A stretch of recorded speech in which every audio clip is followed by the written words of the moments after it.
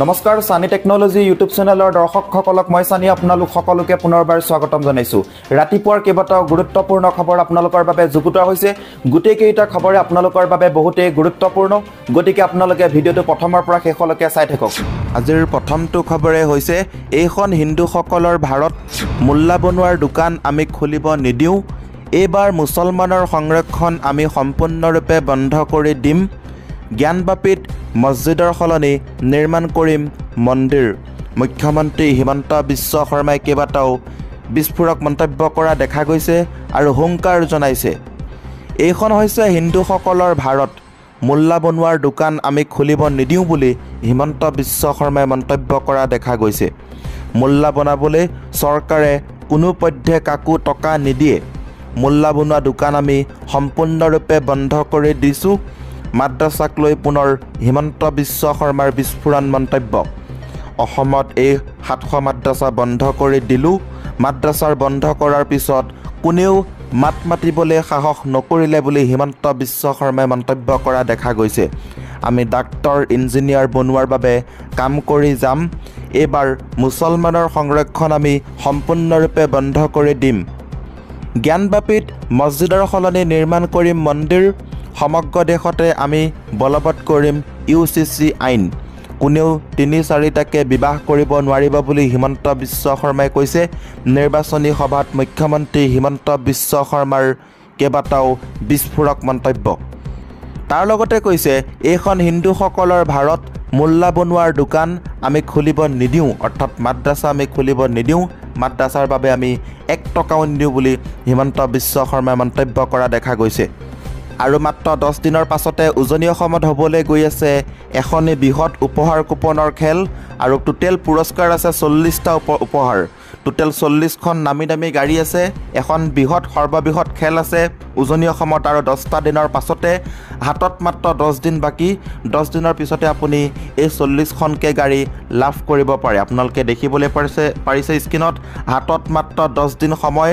ভাগ্য পৰীক্ষা কৰক মাত্ৰ 100 টকাত। 100 টকাত আপুনি পাব পাৰে টয়োটা ইনোভা, তাৰ লগতে ফৰ্চ কুৰিজাৰ পাব পাৰে, মহিন্দ্ৰা XUV 300 পাব পাৰে। 4 নম্বৰ পুৰস্কাৰটো হৈছে ৰেনাল্ট ট্ৰাইবাৰ পাব পাৰে। 5 নম্বৰ পুৰস্কাৰটো হৈছে 40 ট্ৰেক্টৰ পাব পাৰে আপোনালোকে। লগতে 6 নম্বৰ পুৰস্কাৰটো হৈছে নিছান মেগনাইট পাব পাৰে। 7 নম্বৰ পুৰস্কাৰটো হৈছে মাৰুতি চুজুকি ৱেগনাৰ VXI। এনেধৰণৰ টোটেল 40খন গাড়ী আছে। হাতত মাত্ৰ 10 দিন বাকী। অতি সোনকালে আপোনালোকে টিকট সংগ্ৰহ কৰক। টিকেটৰ মূল্য হৈছে মাত্ৰ 100 টকা। 100 টকাত আপুনি টয়োটা ইনোভা ক্ৰিষ্টা আপোনালোকে লাভ কৰিব পাৰে। মহিন্দ্ৰা থাৰ আপোনালোকে লাভ কৰিব পাৰে। বুক প্ৰাইজত যদি আপোনালোকে বুক লয় তেনেহ'লে বুকত এক্সট্ৰা খেল হ'ব। টোটেল 20টা উপহাৰ আছে বুক নম্বৰত, লগতে টিকটৰ নম্বৰত আছে 20টা উপহাৰ। টোটেল 40টা উপহাৰ। অতি সোনকালে আপোনালোকে টিকট সংগ্ৰহ কৰক আৰু টিকট সংগ্ৰহ কৰি আপুনি আপোনাৰ ভাগ্য পৰীক্ষা কৰক মাত্ৰ 100 টকাত। মাত্ৰ 100 টকাত। গতিকে স্ক্ৰীনত দিয়া ফোন নম্বৰটোত এতিয়াই যোগাযোগ কৰক। যোগাযোগ কৰি আপুনি টিকট সংগ্ৰহ কৰক।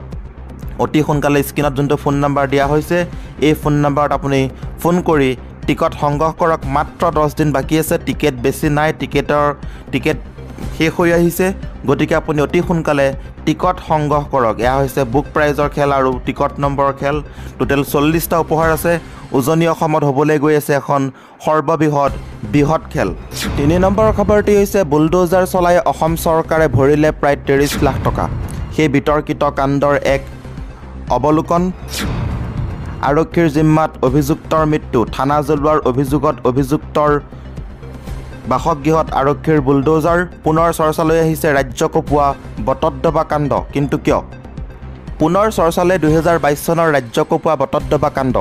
কাৰণ বটদ্ৰৱা থানা জ্বলোৱাৰ অভিযোগত একাংশ অভিযুক্তৰ বাসগৃহত বুলডোজাৰ চলোৱা টীম লীনা দলেৰ বাবে জৰিমনাৰ সন্মুখীন হ'ল অসম চৰকাৰ। কিন্তু চৰকাৰে দিয়া জৰিমনাই কিমান সকাহ দিব ভুক্তভোগী পৰিয়ালক? আৰক্ষীৰ জিম্মাত মৃত্যু হোৱা মৎস্য ব্যৱসায়ী ছফিকুল ইছলামৰ সন্তানৰ শিক্ষাৰ দায়িত্ব কোনে ল'ব? প্ৰকৃততে বটদ্ৰৱাত হৈছিল কি যাৰ বাবে চৰকাৰে ভৰিবলগীয়া হ'ল প্ৰায় 30 লাখ টকাৰ জৰিমনা? ছফিকুল ইছলাম নামৰ এগৰাকী মৎস্য ব্যৱসায়ীৰ মৃত্যুক কেন্দ্ৰ কৰি সংঘটিত হৈছিল সমগ্ৰ ঘটনাটো।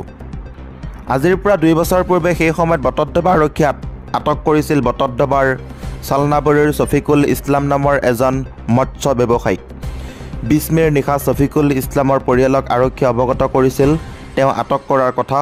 পিছদিনা অৰ্থাৎ 21 মে'ৰ দিনা পৰিয়ালৰ লোকক সেই সময়ৰ বটদ্ৰৱা আৰক্ষীয়ে ছফিকুলক মোকলাই দিয়াৰ নামত এটা হাঁহ আৰু নগদ ধন বিচৰাৰ অভিযোগ উত্থাপন হৈছিলে। কিন্তু কিছু সময়ৰ পিছতেই হঠাৎ আৰক্ষীৰ জিম্মাত থকা ছফিকুল ইছলামৰ মৃত্যু হোৱাৰ খবৰ লাভ কৰে পৰিয়ালৰ লোকে। তাৰ পাছতেই বটদ্ৰৱা আৰক্ষী থানাত সংঘটিত হৈছিল লংকাকাণ্ড। কেনেকৈ জ্বলিছিল আৰক্ষী থানা? আৰক্ষীৰ জিম্মাত চালনাবৰীৰ ছফিকুল ইছলামৰ মৃত্যু হোৱাৰ খবৰ বিয়পি পৰাৰ পাছতেই বটদ্ৰৱা আৰক্ষী থানাত ছফিকুলৰ মৃতদেহ লৈ প্ৰতিবাদ সাব্যস্ত কৰিছিল পৰিয়ালৰ লোকে। মুহূৰ্তৰ ভিতৰতে আৰক্ষী থানাত সমবেত হৈছিল শ শ লোক। আৰক্ষীৰ বিৰুদ্ধে ছফিকুলৰ পৰিয়ালৰ লগতে স্থানীয় লোকে প্ৰতিবাদ সাব্যস্ত কৰাৰ সময়তে পৰিৱেশ হঠাৎ উত্তেজনাপূৰ্ণ হৈছিলে।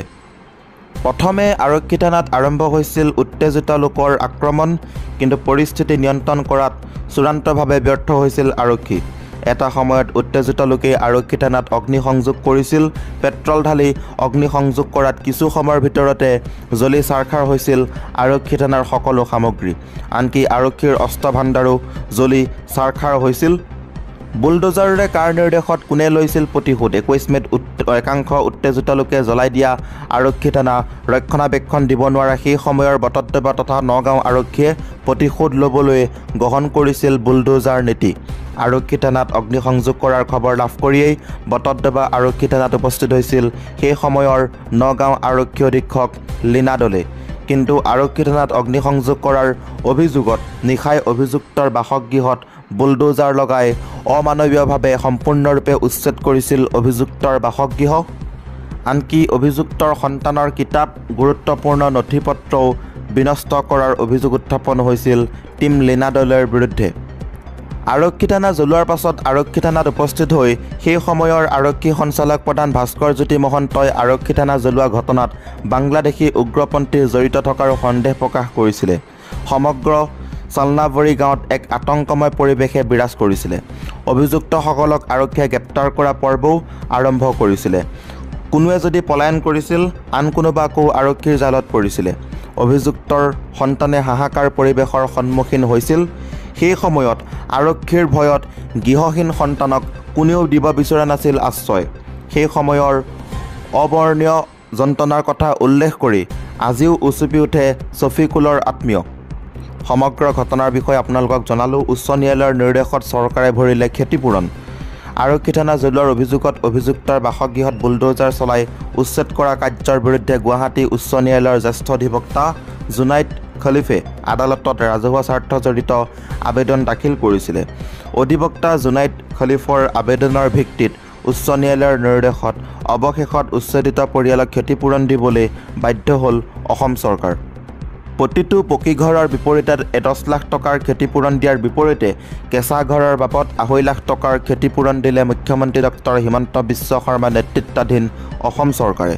উচ্ছেদ কৰা আটাইকেইটা পৰিয়ালক মুঠ 30 লাখ টকাৰ ক্ষতিপূৰণ দিয়াৰ লগতে আগন্তুক 3 সপ্তাহৰ ভিতৰত অভিযুক্ত আৰক্ষীৰ বিৰুদ্ধে চৰকাৰে কি ব্যৱস্থা গ্ৰহণ কৰে তাৰ প্ৰতিবেদনো উচ্চ ন্যায়ালয়ত দাখিল কৰিব বুলিও জনায় অধিবক্তা জুনাইদ খলিফে। আজিৰ এই ভিডিঅ'টোৰ মাধ্যমেৰে আপোনালোকক কেইবাটাও জনালোঁ খবৰ।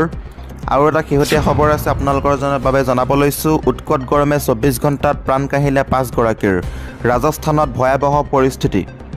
উৎকট গৰমৰ ফলত বিগত 24 ঘণ্টাত ৰাজস্থানত মৃত্যু 5 গৰাকীৰ। ইয়াৰে একেখন চহৰতে মৃত্যু 4 গৰাকী লোকৰ। এটা ডাঙৰ খবৰ। ৰাজস্থানত ক্ৰমাগতভাৱে বৃদ্ধি পাইছে গৰমৰ প্ৰকোপ। খবৰ আহিছে বিগত 24 ঘণ্টাৰ ভিতৰত গৰমৰ ফলত মৃত্যু হোৱাৰ খবৰো। ৰাজ্যখনৰ জালৌৰত 4 গৰাকী আৰু যোধপুৰত এজনৰ মৃত্যু হোৱা বুলি জানিব পৰা গৈছে। তীব্ৰ গৰমৰ ফলত জালৌৰত এগৰাকী মহিলাসহ 4 গৰাকী লোকৰ মৃত্যু হয়। প্ৰশাসনৰ পৰা লাভ কৰা তথ্য অনুসৰি জালৌৰ ৰেল ষ্টেচনৰ মডাৰ্ণৰ সমীপৱৰ্তী নৰপাৰা নিবাসী বিষ্ণুদন আৰু গুজৰাটৰ দিছাৰ বাসিন্দা সোহনৰামৰ পুত্ৰ সুৰস্তান সুদ ৰেল ষ্টেচনতে ঢলি পৰিছিলে। এম্বুলেন্সৰ সহায়ত তেওঁলোকক চিকিৎসালয়লৈ লৈ যোৱা হয় যদিও দুয়োকে চিকিৎসকে মৃত ঘোষণা কৰে। আজিৰ এই ভিডিঅ'টোৰ মাধ্যমেৰে আপোনালোকক কেইবাটাও গুৰুত্বপূৰ্ণ খবৰ দিব চেষ্টা কৰিলোঁ। যদি খবৰকেইটা শুনি ভাল লাগিছে লাইক শ্বেয়াৰ